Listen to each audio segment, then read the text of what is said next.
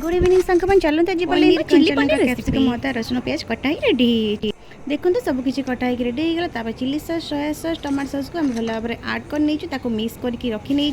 सब किसी रेडी है करने सुविधा है तो से फास्ट कर नहीं तापर कड़ाई को गरम करना तेल पकई तेल को भल भाव में गरम करदे पनीर को भल भाव में फ्राए पनीर तेल को गरम कर जीरा पकई नहीं जीराटा भल भाव में फुटवा दबा जीरा फुटला कंचा लंका कैप्सिकम पियाज को भल भाव में फ्राए करना ब्राउन हवा जाए कलर को वेट करवा बेसी टाइम पड़ेगा ना पिता लगे भल भाव में भलसे फ्राए करना फ्राए होगा देखते कौन ऐड कर समय फ्राए होगा आम अदा रसुण को कटिंग कर पकईदबा से फ्राए होगा चिल्ली सॉस टोया sauce soya sauce tomato sauce को ऐड कर भलसे हल्दी लंका गुंड पकईकि भलसे आम मिक्स करके रखीद स्वाद अनुसार हल्दी और लंका गुंड को ऐड कर बेसी पकईले राग लगे आम किसी पात्र में चिल्ली पनीर मसला को पानी देके भल भाव में गोल दबा आम चिंग्स मिलूँ पाउडरटा यहाँ पकड़े भल स्पाइस लगे टेस्टी भी लगे तो भलसे आम गोल ना फास्ट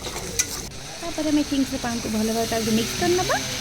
भल भाव में मसला रेडी पनीर को ऐड कर भलसे मिक्स करना आम किसी गोलमरिच पाउडर को ऐड करना आमर भी चिल्ली पनीर रेडी है किसी गरम मसला ऐड करदे फ्लेवरटा भल आसो आम चिल्ली पनीर रेडी होगा आम धनिया पत्र ऐड करना आमर रेडी है क्या को चिल्ली पनीर पसंद प्लीज मत कमेंट बॉक्स में निश्चय जनइबे